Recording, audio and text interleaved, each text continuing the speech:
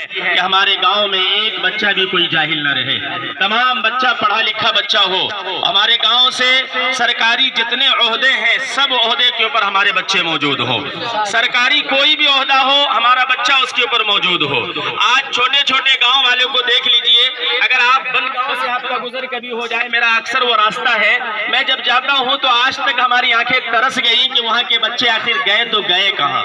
एक दिन हमको नहीं रहा गया तो हमने वहाँ उतर करके, चूंकि एक जगह है वहाँ हम रुकते हैं और रुक करके पानी नाश्ता वगैरह करते हैं, मैंने उससे पूछा, एक बाबा थे दुकान पे, हम बोले कि आप सब बूढ़े बूढ़े सिर्फ यहाँ हैं, नौजवान यहाँ का कहाँ चला गया, यहाँ के बच्चे कहाँ चले गए? तो उस बाबा ने जो जवाब दिया, बोले हम सब नौकरी से रिटायर लोग हैं जो यहाँ बैठे हुए हैं, बाकी जितने हमारे बच्चे हैं कोई विदेश में है, कोई पटना में है, कोई दिल्ली में है, कोई कलकत्ता में है और कोई बम्बई में तालीम हासिल कर रहा है। ये उनका एजुकेशन का देखिए कितना खतरनाक प्लानिंग है कि अपने आप को लोग, बूढ़े लोग सिर्फ घर पर है, नौजवान सारा का सारा पढ़ने वाला वो कहीं बड़े बड़े यूनिवर्सिटीज के अंदर जो है ना तालीम हासिल कर रहा है। तो कहने का मकसद सिर्फ यही है कि हम आपको जगाने के लिए आए हैं। अगर आपका बच्चा स्कूल नहीं जाता है टाइम पर, आपका बच्चा पढ़ाई नहीं करता है, आपका बच्चा किसी एतबार से पढ़ाई के अंदर पीछे है, उन तमाम चीजों के ऊपर हम लोग गौर व फिक्र करेंगे। और इसी तरीके से जब हमारा बच्चा पढ़ेगा, समाज के अंदर पढ़े लिखे लोगों की तादाद होगी, तो जुएरी को यहाँ जगह खेलने के लिए नहीं मिलेगी, शराबी को शराब पीने के लिए उसको मुंह नहीं मिलेगा, क्योंकि जब सब लोग पढ़ा लिखा होगा। आज आलम यह है कि किसी को हम बुराई करते हुए देखते थे, कुछ चंद पढ़े लिखे लोग टोक देते हैं, लेकिन अक्सर लोग नजरअंदाज करते हैं और सोचते हैं कि हमें क्या लेना देना है। एक बात मैंने मस्जिद में कही थी, आप लोगों को शायद याद हो, फिर से याद दिलाता हूं। जब चाय दुकानों के ऊपर बाहर के लोग आकर के कोरेस, जो वो नशा वाला शीशी होता है, उसको पीता था, तो मैंने बरजस्ता मेंबर से कहा था कि आज आप खुश हो रहे हैं कि वो कोरेस बाहर वाला आके पी रहा है, लेकिन वो बाहर वाला आके पी नहीं रहा कि आपके बच्चों को लत लगा रहा है।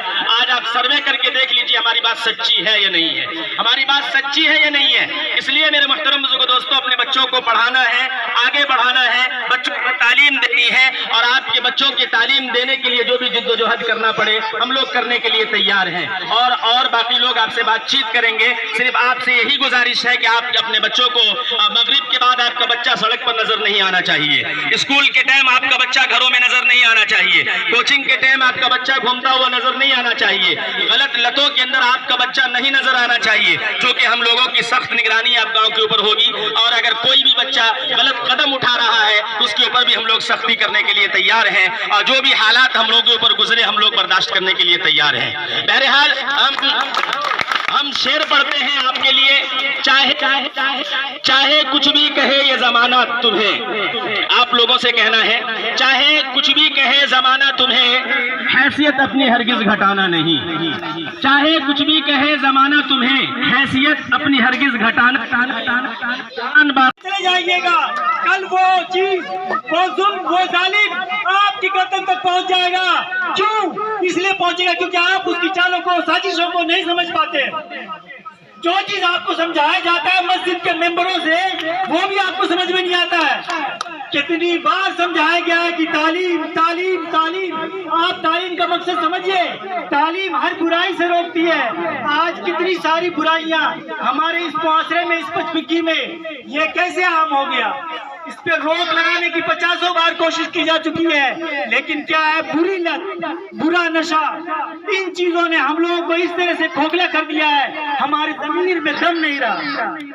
आज आपके जमीर को दमदार बनाने के लिए ये इकबाल फाउंडेशन आया है, ये आपके बच्चों को शिक्षा देगा। अगर आज भी आप नहीं मांगे तो सोचिए कि क्या हाल होगा। अल्लामा इकबाल ने कहा है, बहुत ही मशहूर शेर है उनका, कहा है कि उस कौम की हालत, खुदा ने आज तक उस कौम की हालत नहीं बदली, खुदा ने आज तक उस कौम की हालत नहीं बदली, न हो एहसास जिसको अपनी हालत के बदलने का। शुक्रिया।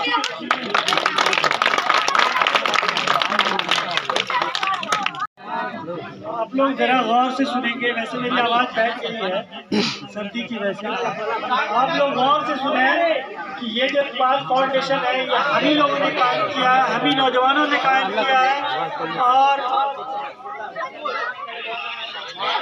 हम ही नौजवानों ने कायम किया है। और इसके तहत जो भी बच्चे शिक्षा से वंचित हैं उन लोगों को ये जगह मिलेगा कि वो पढ़ाई कर सकें और वो लोग आगे बढ़ सकें। मेरा मानना ये है कि पचबिक्की सबसे ज़्यादा पिछड़ा हुआ है और पचबिक्की में सबसे ज़्यादा ये इलाका जिस जगह मैं खड़ा हुआ हूँ, समझने की आप लोग कोशिश करिए कि आपके बच्चे न मदरसे उसी सिस्टम में चलना है आगे।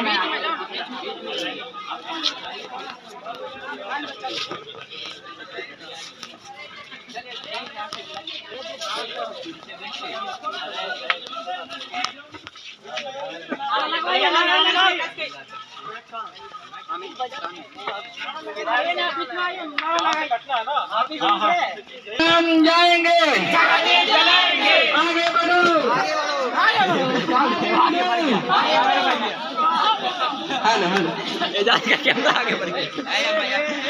हाँ, कतार बना लीजिए आप लोग। इधर इधर उधर उधर उधर चलना है, उधर चलना है। बनो, शिक्षित बनो। एक और कदम शिक्षा की ओर, एक और कदम, एक और कदम, एक और कदम। तुम हमारा साथ दो, हमसे शिक्षित समाज लो, तुम हमारा साथ दो।